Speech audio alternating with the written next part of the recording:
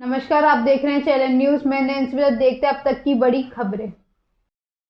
Ukraine में जंग की तैयारी। रूस और यूक्रेन के बीच जंग का खतरा लगातार बढ़ता जा रहा है। इसे देखते हुए अमेरिकी रक्षा विभाग पेंटागन ने 8,500 अमेरिकी सैनिकों को पूर्वी यूरोप में तैनाती के लिए हाई अलर्ट पर रखा है। पेंटागन के प्रवक्ता जॉन किर्बी ने कहा है कि इन सैनिकों में combat team, health workers, intelligence और सर्विलेंस टीम के मेंबर शामिल हैं। जॉन किर्बी ने कहा है, अभी तक इन सैनिकों की तैनाती के लिए ना तो कोई आदेश जारी किया गया और ना ही इन्हें कोई मिशन सौंपा गया है। हालांकि पूर्वी यूरोप में नाटो को मजबूत करने के लिए अमेरिकी सैनिकों को तैनात किया जा सकता है। यूरोप में अतिरिक्त अमेरिकी फोर्सेस की तैनाती नाटो के फैसले पर ही होगी। राजस्थान में आसमान से 21 बार गिरे आग के गोले। राजस्थान की धरती पर आसमान से गिरते गोले उल्कापिंड की पहली बार सीसीटीवी कैमरे में कैद होते ही दुनिया भर में हलचल मच गई है। 3 जनवरी को हुए इस रोमांचक घटना के बाद वैज्ञानिकों की निगाह नागौर के बड़ाइली और उसके 40 किलोमीटर दायरे की 15 गांवों में टिकी है। इसरो टीम इसका रहस्य खोजने में जुटी है। राज्य में अब तक 21 उल्कापिंड गिरे हैं। इन पत्थरों में जीवन व ब्रह्मांड से जुड़े कई राज छिपे हैं और इसकी कीमत करोड़ों में है। साल 2000 के बाद अब तक 6 अलग अलग प्रकार के उल्कापिंडों की पहचान राजस्थान में की गई है। धरती पर उल्कापिंड गिरने की घटनाएं होती रहती है। पृथ्वी के 71वें क्षेत्र पर पानी है और 25% पे जमीन है। अधिकतर उल्कापिंड तो पानी में गिरकर ही नष्ट हो जाते हैं। कई बार ये हवा में फटकर राख हो जाते हैं। कई बार लोगों को इनकी जानकारी मिलती है तो वैज्ञानिक इन पर रिसर्च करते हैं। स्पाइसजेट पर शटडाउन का संकट। स्पाइसजेट एयरलाइंस के ऊपर बंद होने का संकट मंडरा रहा है। इसी वजह से कंपनी पेमेंट विवाद को लेकर सुप्रीम कोर्ट पहुंची है। उसने सुप्रीम कोर्ट में याचिका में कहा है कि अगर जल्द सुनवाई नहीं होती तो एयरलाइंस बैठ जाएगी। इस पर सुप्रीम कोर्ट जल्द सुनवाई के लिए तैयार हो गया। मुख्य न्यायाधीश एन.वी. रमन्ना ने कहा है कि कोर्ट 28 जनवरी को मामले की सुनवाई करेगी। स्पाइसजेट की तरफ से मुकुल रोहतगी ने कहा है कि मामले की सुनवाई जल्द होना चाहिए। उन्होंने कहा था कि एयरलाइन स्पाइसजेट के समापन के संबंध में शुक्रवार 28 जनवरी को सुनवाई करे, वरना एयरलाइन बंद हो जाएगी। स्विस वित्तीय सेवा कंपनी क्रेडिट स्विस एजी द्वारा लगभग 180 करोड़ रुपए की बकाया राशि पर दशक के लंबे गतिरोध को खत्म करने के लिए स्पाइसजेट ने याचिका दायर की है। ब्लैकमेलर लड़की ने मदद मांगने के बहाने एलडीसी को फंसाया। शिक्षा विभाग के एलडीसी को हनी ट्रैप में फंसाने वाली महिला को लेकर हर दिन नए खुलासे हो रहे हैं।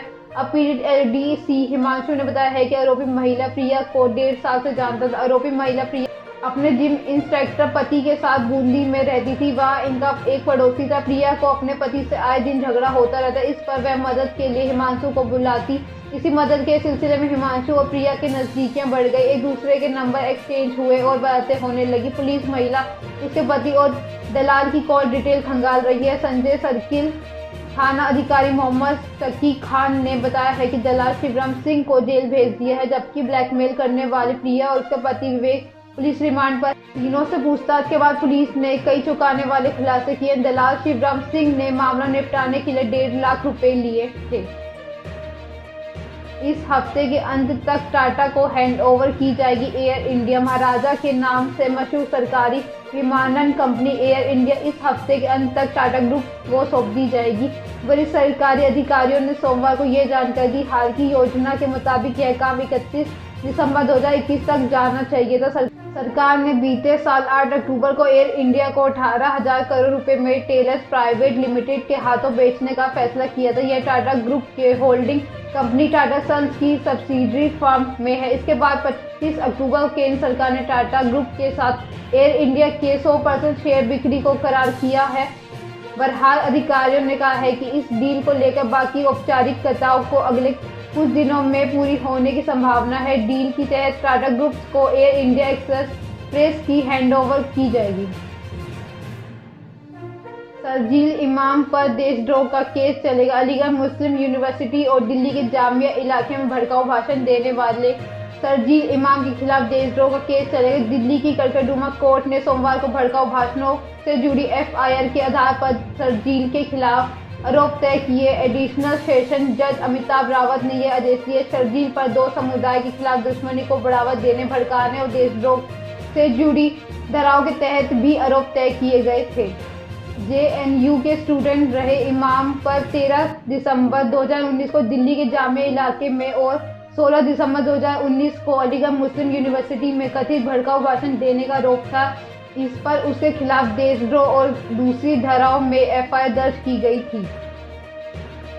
आजमगढ़ में युवक को मारी गोली, हालत गंभीर। आजमगढ़ जिले के कंजरापुर थाना क्षेत्र के करेनुआ गांव में साइकिल सवार ने एक युवक को गोली मार दी। घायल युवक को स्थानीय लोगों ने जिले के सदर अस्पताल भर्ती कराया गया, जहां उसकी गंभीर हालत को देखते हुए घायल को जिले के प्राइवेट विद्या अस्पताल में रेफर कर दिया गया। जिले के कंजरापुर थाना क्षेत्र के करेनुआ गाँव निवासी देवेंद्र कुमार पुत्र स्वर्गीय बनवारी कुमार आज सुबह गेहूं की सिंचाई करने के लिए पाइप लेने जा रहा था। उस दौरान गांव के एक युवक ने उसे गोली मार दी। गोली उसकी पीठ में दाहिना तरफ लगी। घायल युवक ने गोली शरीर में फंस गई। जैसे में अल्ट्रासाउंड कराकर डॉक्टर गोली निकालने का प्रयास में लगे हुए हैं।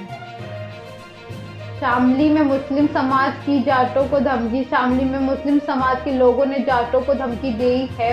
खुलेआम चौराहे पर जाटों को इकरा हसन को वोट न देने पर अंजाम भुगतने की धमकी दे रहे हैं। ये लोग भाजपा प्रत्याशी प्रशांत चौधरी के जनसभा में पहुंचे थे, जहां इन लोगों ने किराना विधानसभा में सपा गठबंधन के प्रत्याशी नाहिद हसन की बहन इकरा हसन को वोट देने के लिए लोगों को धमकाया है। युवक कह रहे हैं कि वोट न देने पर जाटों को इलाज कर देंगे। घटना का वीडियो सोशल मीडिया पर वायरल हो रहा है।